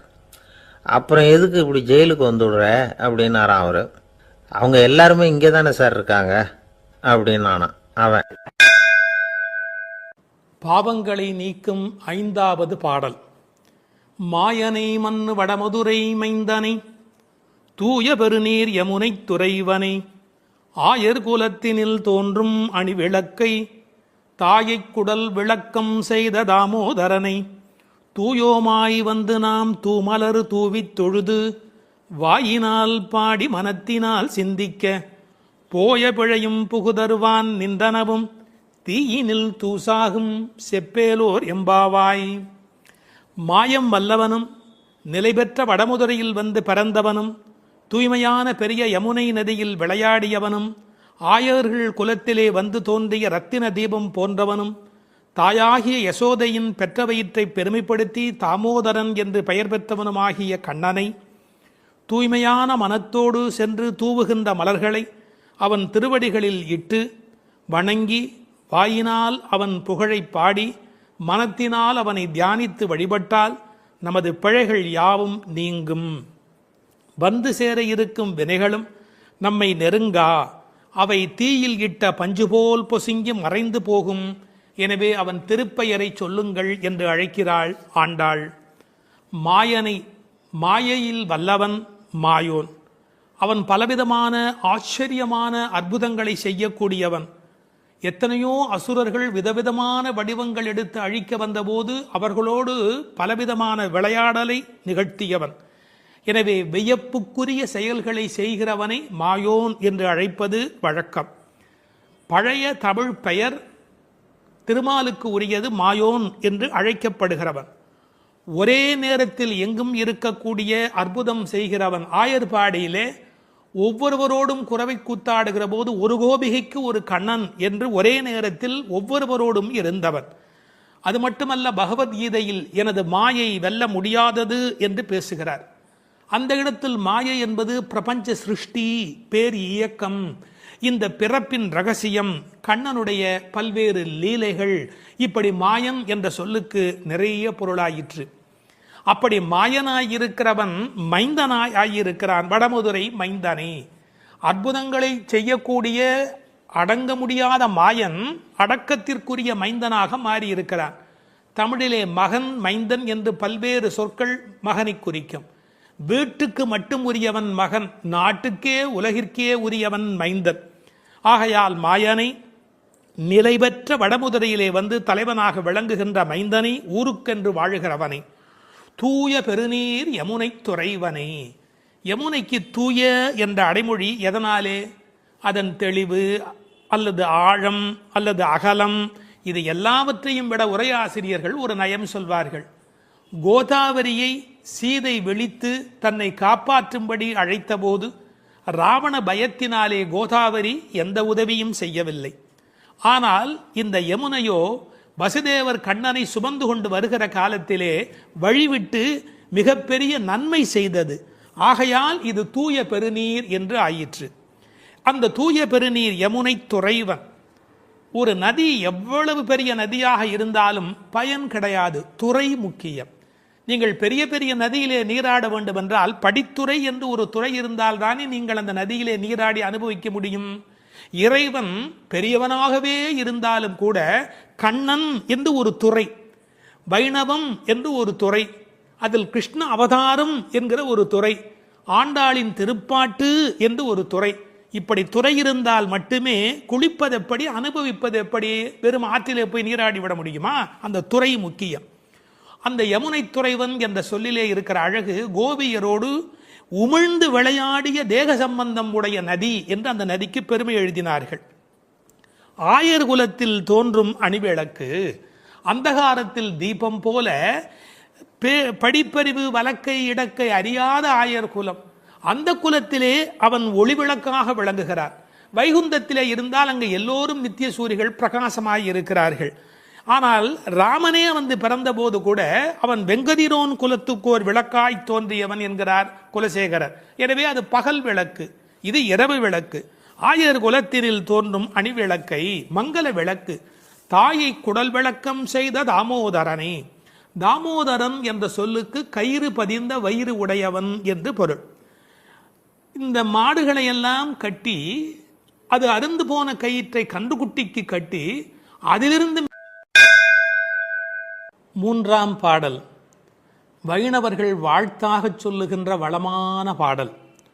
ஓங்கி உலகளந்த உத்தமன் பேர் பாடி நாங்கள் நம் பாவைக்கு சாற்றி நீராடினால் தீங்கின்றி நாடெல்லாம் திங்கள் மும்மாறி பெய்து ஓங்கு பெருஞ்சன்னல் ஊடு கயல் உகள புங்குவளைப் போதில் பொறிவண்டு கண்படுப்ப தேங்காதே புக்கிருந்து சீர்த்த முலை பற்றி வாங்க குடம் நிறைக்கும் வள்ளல் பெரும் பசுக்கள் நீங்காத செல்வம் நிறைந்தேலோர் எம்பாவாய்.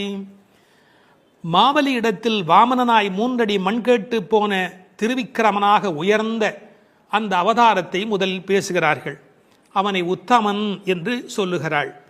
அவரது திருநாமங்களை பாடி பரவி இந்த பாவை நோன்பு நோற்று நீராடினால் நாடெல்லாம் மாதம் 3 மழை பெய்யும், நெற்பயிர்கள் ஓங்கி வளரும்.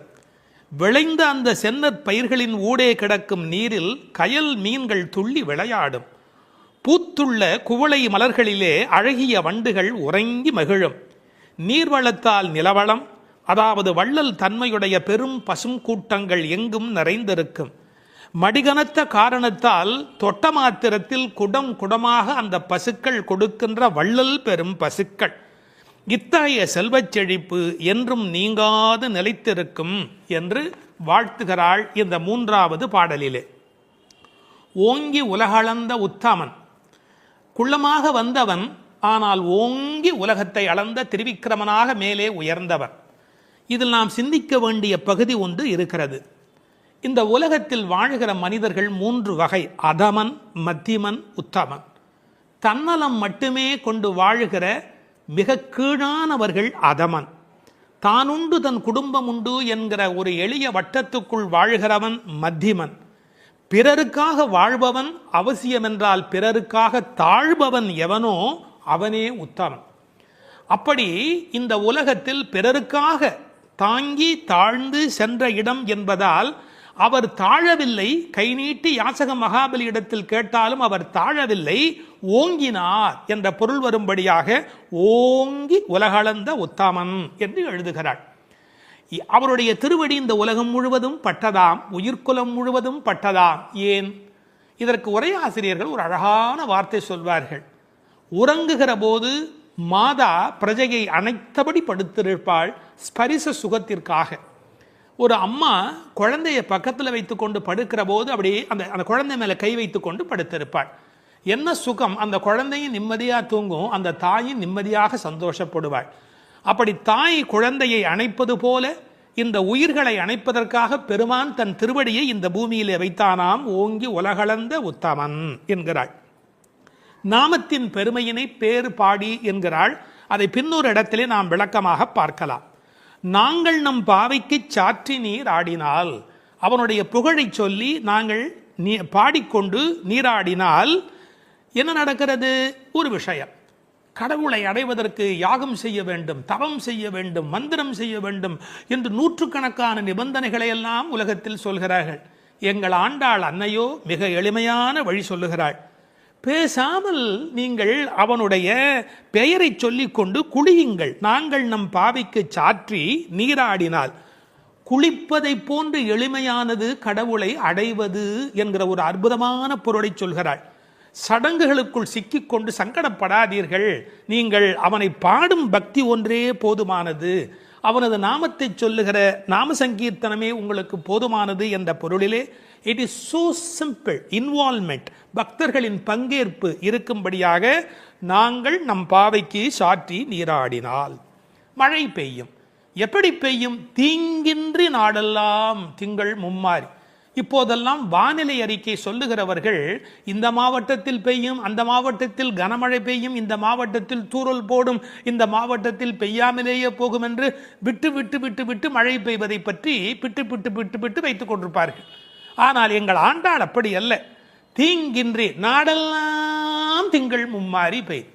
ஒரு இடத்துல கூட பஞ்சம் இருக்கக்கூடாது. எல்லா பக்கமும் மழை கொட்டு கொட்டு கொட்டு என்று கொட்டி, ஆனால் தீங்கு இருக்கக்கூடாது.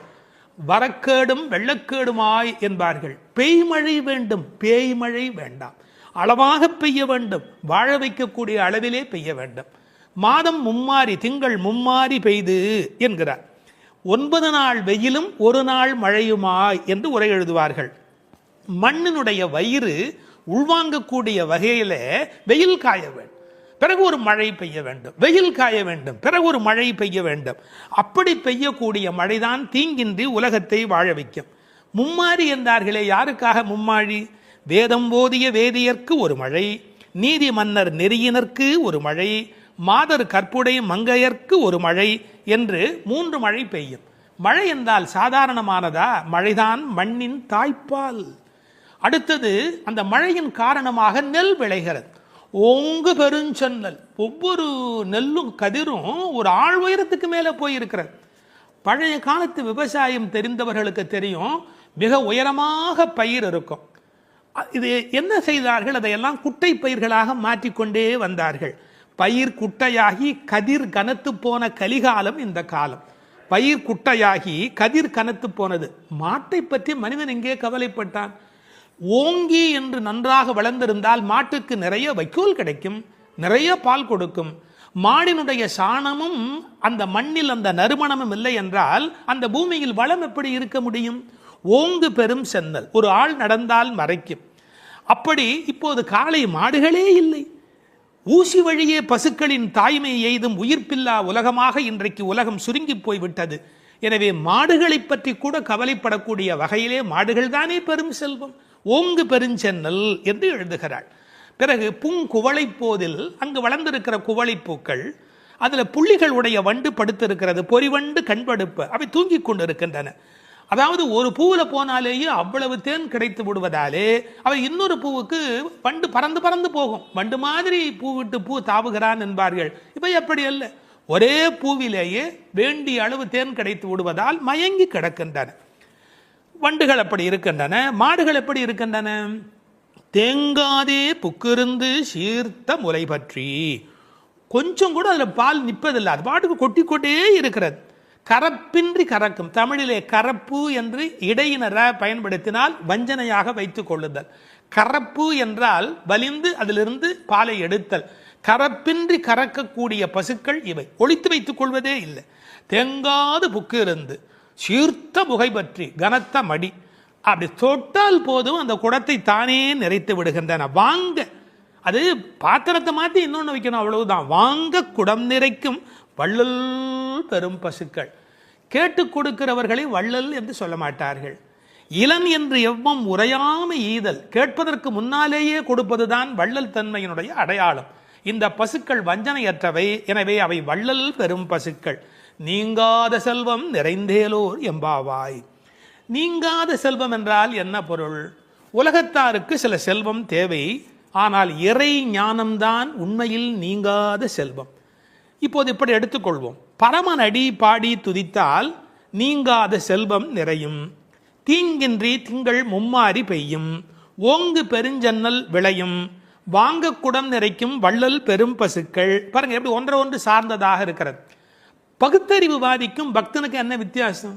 இந்த புரட்சியை சொன்னதோடு அவன் நிறுத்தி விடுகிறான். என்ன புரட்சி? பசுமை புரட்சி, வெண்மை புரட்சி, பால், மீன் துள்ளுகிறது, நீல புரட்சி. இது மூன்றுமே கிடைத்து விட்டதால் பூமி வளமுடையதாகிறது என்று பகுத்தறிவுவாதி நிறுத்தி விடுகிறான். ஒன்றை மறந்து விடுகிறான். பரமனடி பாடுவதால் தான் இது மூன்றுமே நடந்தது என்பதுதான் பக்தனுடைய பார்வை. இன்டர் டிபெண்டன்ட், ஒன்றை ஒன்று சார்ந்திருக்கிறது. அடுத்தது அதை விட ரொம்ப அற்புதம். இந்த உலகத்தில் செல்வம் மட்டுமே இருந்தால் மனநிறைவு வருமா? வராது. போட்டி, பொறாமை, பகை வரும். சாந்தி சாந்தி சாந்தி என்று நிறைவு செய்வார்கள். அந்த நிறைவு எப்போது வரும்? அது பக்தியின் மூலம், பரமனடி பாடுவதன் மூலம் வரும். எனவே சம்பூர்ணமான நிறைவை தரக்கூடியது எது?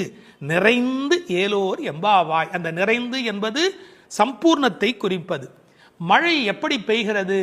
மனிதன் நல்லவனானால் இயற்கை அவனை விட நல்லவனாக மாறிவிடுகிறது. மனிதன் நல்லவனானால் இயற்கை அவனை விட நல்லவனாக மாறிவிடுகிறது. மழை பொழிகிறது, பால் சுரக்கிறது, செல்வம் செழித்தோங்குகிறது என்று வாழ்த்துக்குரிய பாடலாக அமைந்திருக்கிறது இந்த அழகான பாடல்.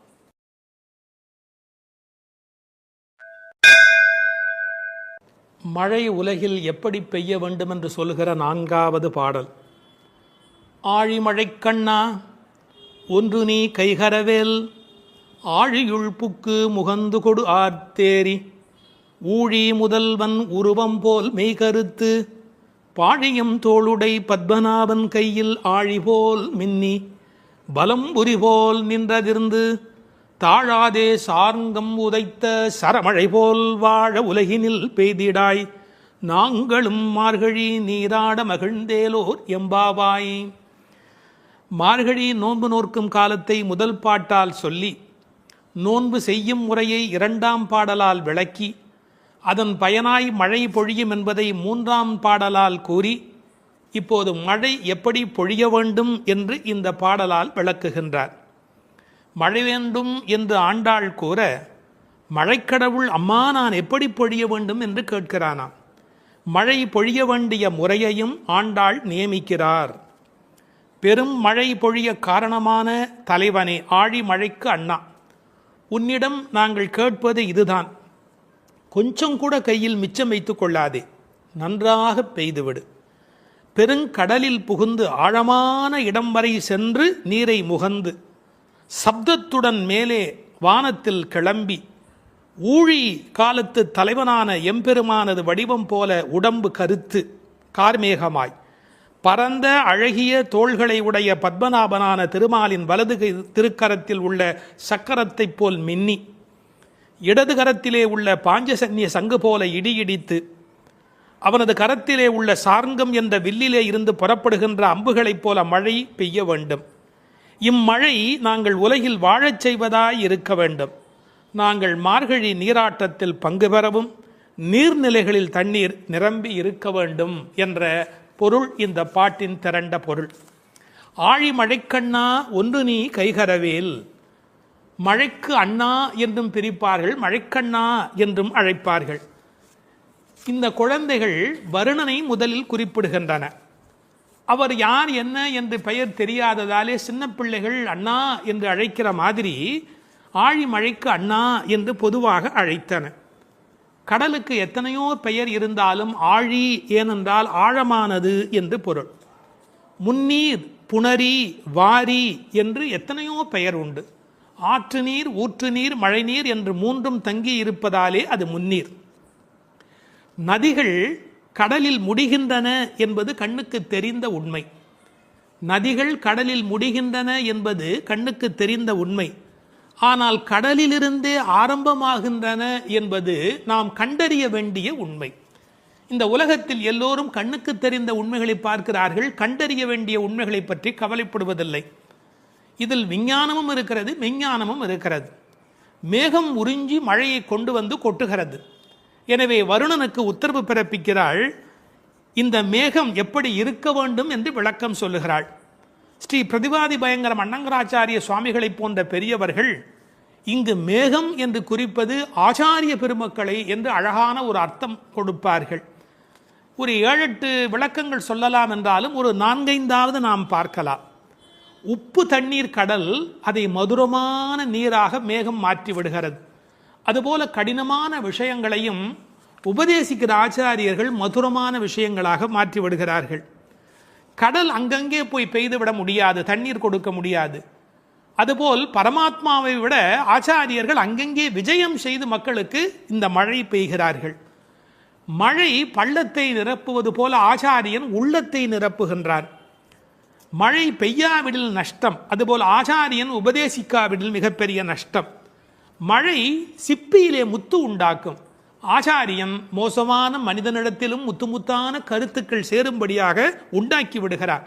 எனவே இங்கு மேகம் என்று குறிப்பிட்டாலும் அதை ஆச்சாரியன் என்று பொருள் கொள்ள வேண்டும் என்று வெகு நுட்பமான பார்வையினை சொன்ன ஆச்சாரிய பெருமக்கள் உண்டு.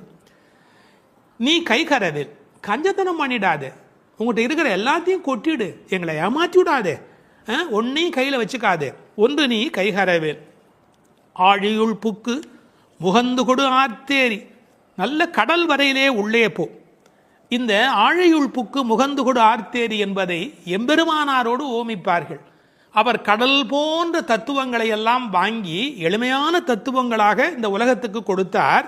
அப்படி ஆழத்திலே உள்ளே போ. ஆழியுள் புக்கு முகந்து கொடு ஆர்த்தேரி. இந்த உலகத்திலேயே சிரமமான விஷயம் ஆழமான பகுதிக்குள் பிரவேசிக்கும் போதுதான். ஒரு மனிதன் தன்னுள் ஆழும் போதுதான் அவனுக்குள் கருணை மழை புறப்படுகிறது. முகந்து கொடு ஆர்த்தேரி, அதாவது ஒரு ஆடியோ எஃபெக்ட். அது எப்படி சத்தம் கொடுத்து கொண்டு இடிக்கிறது என்று ஆர்த்து ஏரி. இந்த மேகம் வெள்ளையா இருக்கிறது, அது சிவப்பாக மாறுகிறது, கருப்பாக மாறுகிறது. கம்பன் பாடுகிற போது சொல்வார், நீரணிந்த கடவுள் நிறத்தவான் ஆரணிந்து சென்று ஆர்களி மேய்ந்து. சிவபெருமான் மாதிரி வெள்ளையா இருக்கிறது, சேரடிந்த முலைத்திரு நங்கைதன் வீரடிந்தவன் மேனையின் மீண்டது. திருமகள் கணவன் போல் அது கருப்பாகி வெளியிலே வருகிறது. வெள்ளையிலிருந்து அது கருப்பு மேகமாக மாறுகிறது. எல்லோரும் கருப்பை வெள்ளையாக்குவார்கள், இங்கு வெள்ளை கருப்பாகிறது. பார்க்கெல்லாம் தலைவனாக விளங்குகின்ற பரந்தாமன் இருக்கிறானே, அவன் போல என்று மேகத்தை பார்க்கிற போது கூட பரந்தாமனை பற்றிய சிந்தனை இங்கு நம்முடைய மனதில் பதியும்படி பாடுகிறாள். எப்படி? ஊழி முதல்வன் உருவம் போல் மெய்கருத்து. இது வீடியோ. ஆர்த்தேரி என்பது ஆடியோ. இப்போது கண்ணுக்கு முன்பாக கொண்டு வந்து நிறுத்துகிறாள். ஊழி முதல்வன், இந்த உலகத்தின் கடைசி காலத்தினுடைய தலைவனாக அவன் விளங்குகிறான். அவனுடைய உருவம் எப்படி மெய் கருத்து விளங்குகிறதோ அதுபோல் நீ இருக்க வேண்டும். காக்கை சிறகினிலே நந்தலாலா நிந்தன் கரியனிடம் தோன்றுதையே நந்தலாலா என்று கண்ணனுடைய கருப்பை மகாகவி பாரதி அனுபவித்தார் அல்லவா? அதுபோல அந்த உருவம் மெய்கருத்து விளங்குகிறது. பாருங்கள், இடிப்பதில் ஒரு ஆடியோ எஃபெக்ட், அந்த உருவத்தை வர்ணிப்பதில் ஒரு வீடியோ எஃபெக்ட். இந்த ஆடியோ வீடியோ பாடலை நீங்கள் பாடியோ ஆடியோ இந்த உலகத்தில் வெளிப்படுத்த வேண்டும். பாழியம் தோளுடை பத்மநாபன் கையில். இந்த பெருமானுடைய தோள் எப்படிப்பட்ட தோள் தெரியுமா? பருத்த தோள், பெருத்த தோள், நிறைய பலம் தாங்கக்கூடியது. கம்பன் பாடுகிறார், ராமனுடைய தோள்களை பாடுகிற போது, குன்று போன்றுயர் தோளில் கொற்றதில் ஒன்று தாங்கினான் உலகம் தாங்கினான். அந்த ஒரு தோள் போதும் உலகத்தையே தாங்கிறதுக்கு அப்படின்னு, குன்று போன்றுயர் தோளில் கொற்றவில் ஒன்று தாங்கினான் உலகம் தாங்கினான் என்று பேசுவார் கவிச்சக்கரவர்த்தி கம்பர். நாபியில ஒரு தாமரை இருக்கிறது, அதில் பிரம்மா இருக்கிறார், இருமடி ஆகு பெயராக இவருக்கே பத்மநாபன் என்கிற பெயர் இந்த உலகத்தில் பொருந்தி வருகிறது. இந்த மின்னல் மின்னுகிறது, இடி இடிக்கிறது, அதுவும் பெருமாளுடைய சங்கு சக்கரங்களைப் போல அவளுக்கு காட்சி அளிக்கிறது. அந்த சக்கராயுதம் எப்படி ஒளி உடையதாக மின்னிக்கொண்டு வருகிறதோ, திருவாழி ஆழ்வான் விரோதிகள் இருக்கும் இடமெல்லாம் போய் எப்படி அழிக்கிறதோ அதுபோல அந்த மின்னல் மின்ன வேண்டும். அது பெருமானுடைய ஆயுதத்திலே ஒன்று. வலம்புரி போல் நின்றதிருந்து அந்த சங்கு போல, வலம்புரி சங்கை போல, படைவோர் பூக்கு முழங்கும பாஞ்ச சன்னியமும் பல்லாண்டு. அந்த சங்குக்கு எவ்வளவு பெரிய ஏற்றம்! உண்பது சொல்லில் உலகளந்தான் வாயமுதம், கண்படை கொள்ளில் கடல் வண்ணன் கைத்தலத்தே என்று எப்போதும் பெருமாளோடு ஸ்பரிசம் அனுபவித்துக் கொண்டிருக்கிற அந்த சங்கு, வலம்புரி சங்கு, அதுபோல் நின்று அதிர்ந்து அந்த சங்குநாதம் போன்ற ஒரு பெரிய ஒலியை எழுப்பி, தாழாதே சார்ங்கம் உதைத்த சரமழை போல் பெய்திடாய். மழை எப்படி பெய்யணும்? அடம் மழை, அப்படியே சரமழை மாறி பெய்யணும்.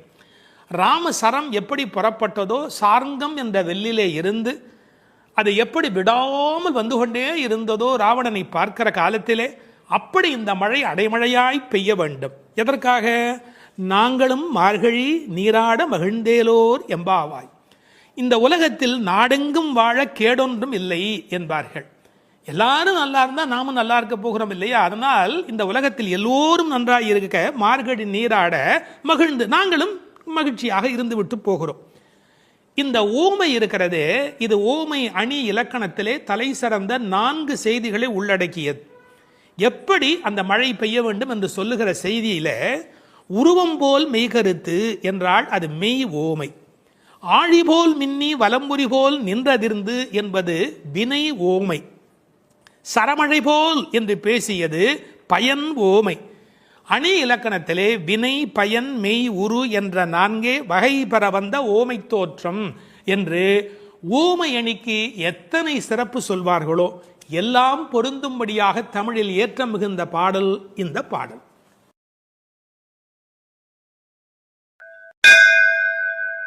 வேதம் அனைத்துக்கும் வித்தான திருப்பாவையின் 6வது பாடல். இது பாடல் தொடங்கி திருப்பள்ளி எழுச்சியாக அமைகிறது. உறங்குகிற பெண்ணை வெளியில் இருக்கிறவள் எழுப்புவது போல பாடலின் அமைப்பு முறை. விடிந்தது என்பதற்கான அடையாளங்கள் சொல்லி எழுப்புகிறார்கள். புள்ளும் சிலம்பினகான் புள்ளரையன் கோயிலில் வெள்ளை வெளிசங்கின் பேரரவம் கேட்டிலையோ, பிள்ளாய் எழுந்திராய் பேய் முலை நஞ்சுண்டு கள்ளச்சகடம் கலக்கழிய காலோச்சி, வெள்ளத்து அரவில் துயில் அமர்ந்த வித்தினை உள்ளத்து கொண்டு முனிவர்களும் யோகிகளும் மெல்ல எழுந்து ஹரி என்ற பேரரவம் உள்ளம் புகுந்து குளிர்ந்தேலோர் எம்பாவாய். முன் அனுபவம் ஏதுமில்லாத கன்னிப்பெண்ணே, இன்னும் உறங்குகிறாயே? விடியலை முன்னே அறிந்து கொள்ளும் இயல்புடைய பறவைகளும் கூட எழுந்து ஓசை எழுப்பி இறை தேட புறப்பட்டு விட்டனவே, அது உனக்கு தெரியவில்லையா?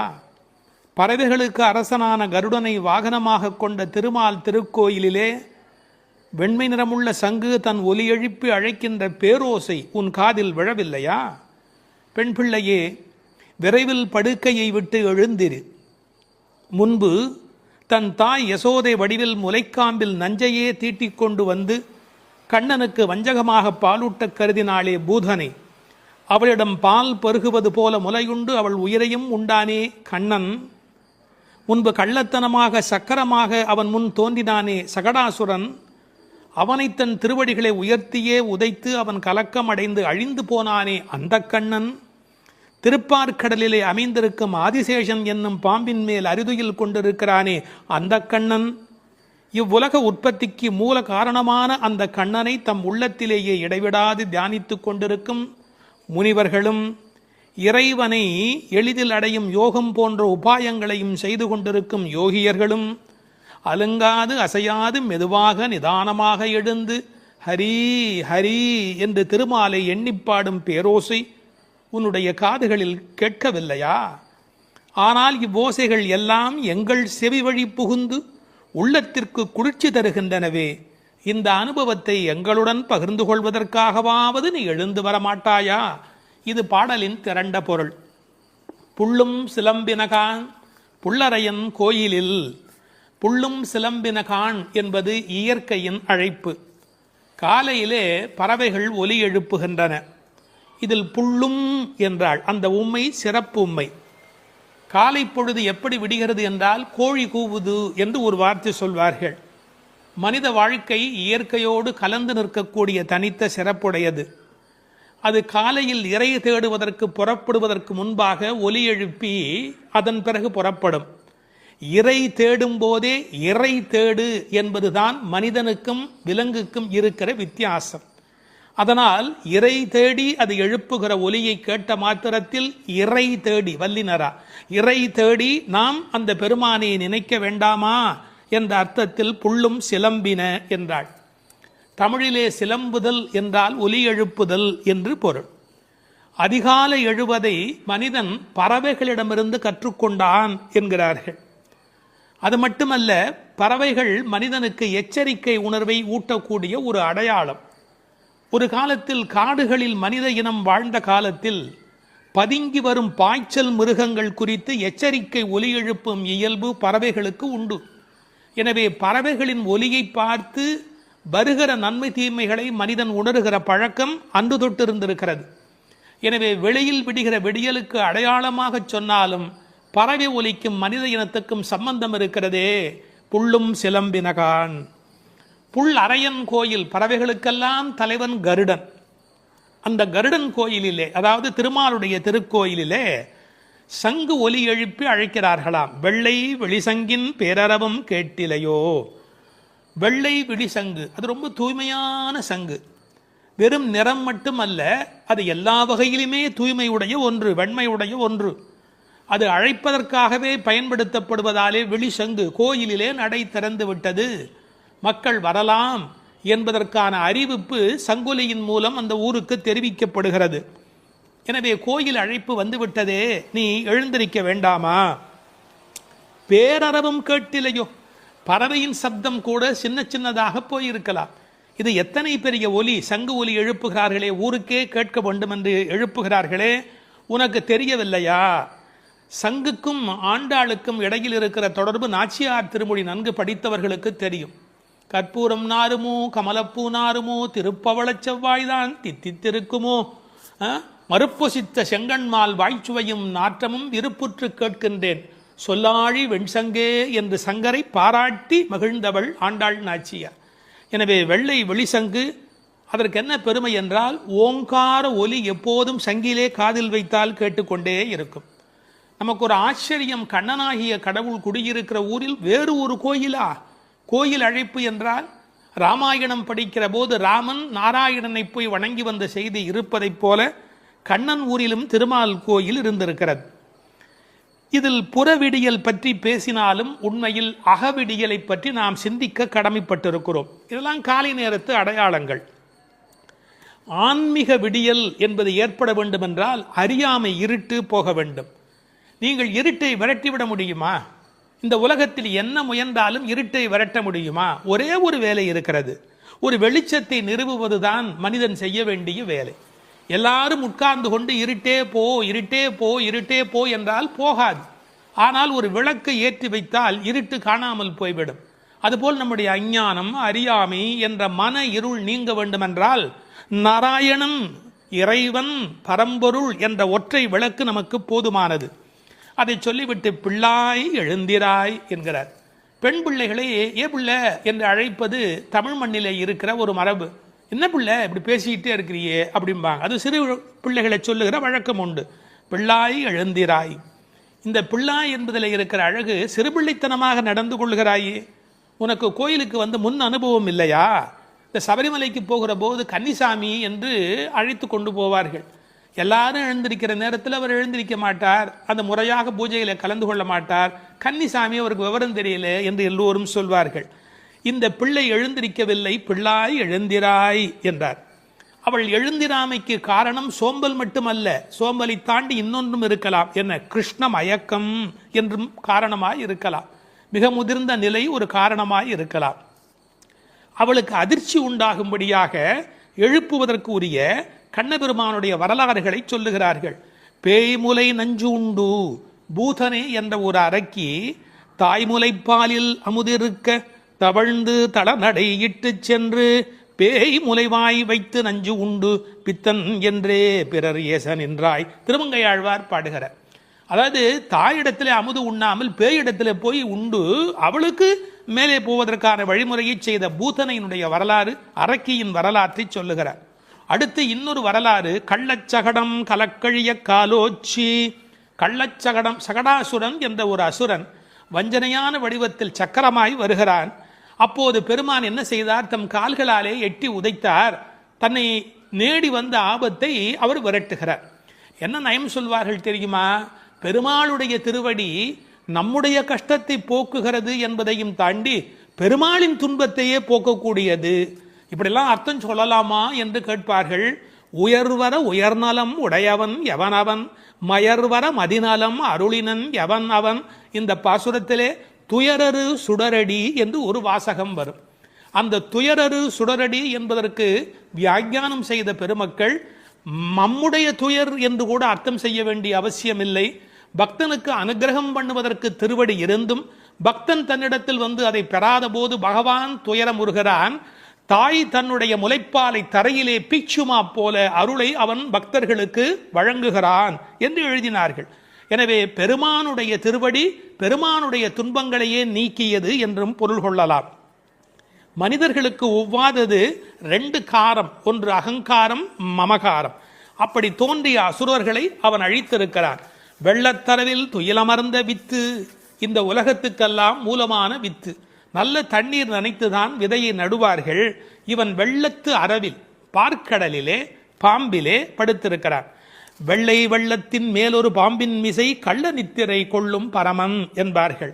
நீர் குளிர்ச்சி, பாம்பு குளிர்ச்சி, அந்த குளிர்ச்சிக்கு மேல் குளிர்ச்சியாக கண்ணபெருமானுடைய தோற்றம் குளிர்ச்சி. முதல் தனி வித்தேயோ என்று நம்மாழ்வார் பாடுவார். ஆலமர் வித்தின் அரும் குரலன் என்று கம்பர் பாடுவார். விச்சி இன்றி விளைவது இல்லை என்று பகலாதனுடைய சரித்திரத்தை பாட வந்த இடத்திலே கவி சக்கரவர்த்தி கம்பன் பாடுகிறார். இந்த உலகத்துக்கெல்லாம் ஒரு மூல விதை உண்டு, அந்த விதை இறைவன் என்பதை புரிந்து கொள்ள வேண்டும். உள்ளத்து கொண்டு முனிவர்களும் யோகிகளும் ஹரி ஹரி ஹரி என்ற தியானம் செய்து கொண்டு மனத்தால் வணங்குகிறவர்கள், தியானம் செய்கிறவர்கள் முனிவர்கள். சரீரம் மனம் எல்லாவற்றையும் கொண்டு கிரியைகள் மூலமாக செய்கிறவர்கள் யோகிகள். எப்படி எழுந்திருக்கிறார்கள்? மெல்ல எழுந்து.